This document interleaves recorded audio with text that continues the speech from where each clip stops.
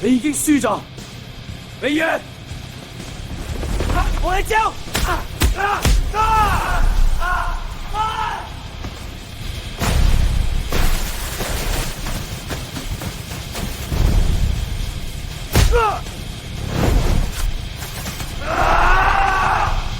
我叫陳子龍，我老豆改我呢個名嘅時候，話希望我好似李小龍咁，成為最強嘅人，但話就因跳喎。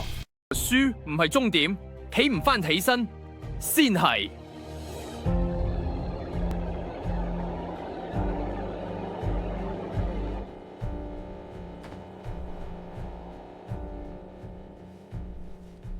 龍哥，聽講你下個月會打館內賽啊，對手係馬柳哥喎。你上年輸咗俾佢知嘛？今年一定可以報仇。你咁勤力練，綁好咗，去練拳啦！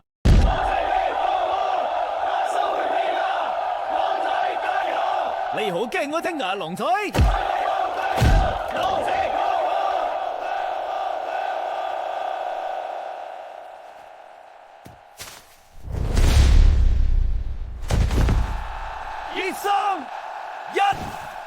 ！2、3，插！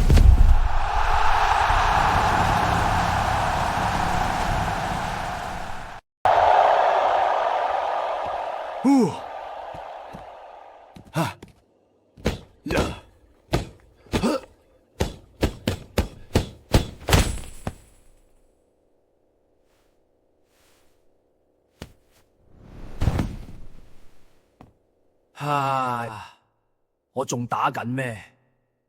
我已經唔係1年前嗰個陳子龍。你講得啦，你唔係1年前嗰個陳子龍。1年前嗰個陳子龍輸賽會即刻爬翻起身，而家呢個氹喺度望天白。你咩話？真正嘅長者唔係未輸過，而係輸到貼地之後仲可以爬翻起身嘅人。下個月城際係會舉辦九龍拳王爭霸戰，我幫你報咗名。師傅，我仲未嘅係你呢度，好個心，積嘅腳自然會好。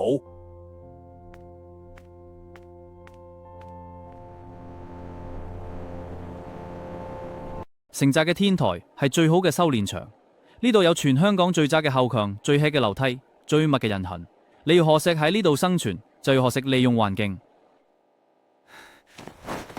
城寨嘅後巷最窄嘅地方只有50厘米，你係要學識點樣喺有限嘅空間入面發揮最大嘅力量。你驚就會跌，信自己，乜都唔好諗。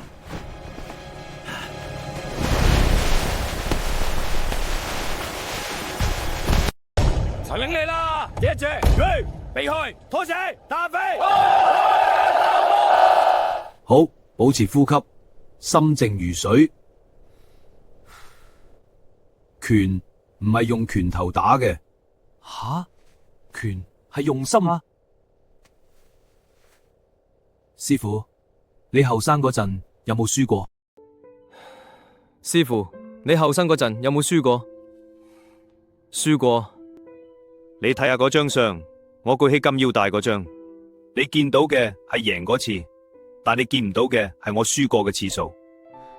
你輸過比賽，我輸過12次睇醫數，12次，但係你輸唔係問題，問題係你敢唔敢再打落去？咁？喂，呢個咪上年俾馬亞盧 KO 嗰個？係喎，佢仲敢打啊，唔怕就俾人 KO 多次。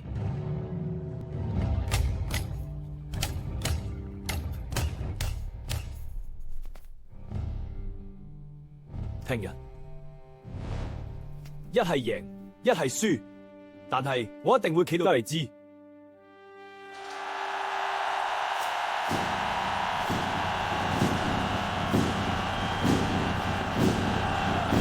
記住，頭先我講嘅嘢，用個心去打。仲有呢，輸咗爬翻起身。無論結果點樣，你已經贏咗。吓？你贏咗1年前嗰個唔敢企翻上台嘅自己。第一圍七，開始。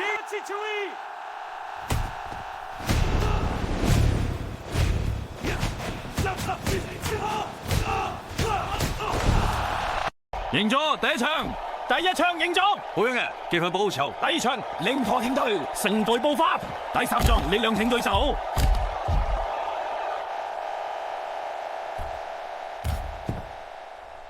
陳子龍，你今年又嚟送死啊？記唔記得舊年你點樣攤喺擂台上面㗎？你隻右腳好翻未啊？定係仲係會無端震㗎？試下咪知。決賽，馬來索加同攻擊嘅手法同夢見前佢哋亦可以傳一部主要嘅風，敦實唔要推進到間咧，我就開散花。睇我呢腳唔好手咁嘅咧，冇耐，今次啊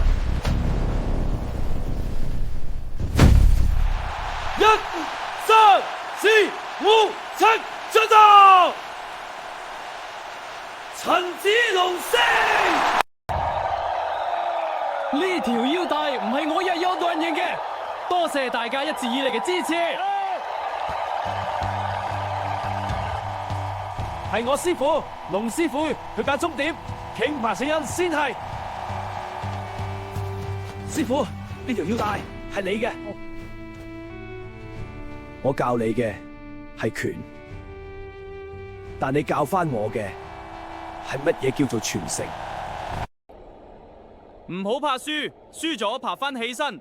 你哋每一個人都可以成為拳神。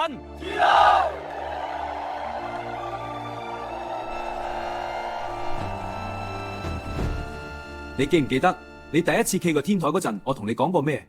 你話真正嘅強者唔係未輸過，而係輸到貼地之後仲可以爬翻起身嘅人。有一日我都會走，到時呢間拳館就交俾你。師傅嘅，唔使講咁多，你只要記住將呢份精神傳落去。師傅，我明白。大家注意，保持專注。師傅，我會繼續教下佢。老豆，呢度就係你以前練拳嘅地方？係啊，呢度以前係全香港最密集嘅地方。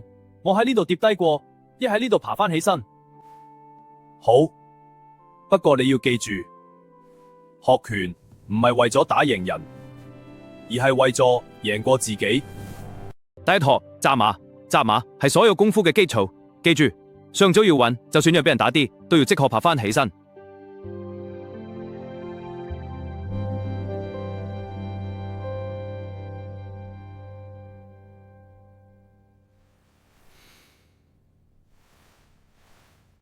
我老豆話，真正嘅強者唔係未輸過，而係輸到貼地之後仲可以爬翻起身嘅人。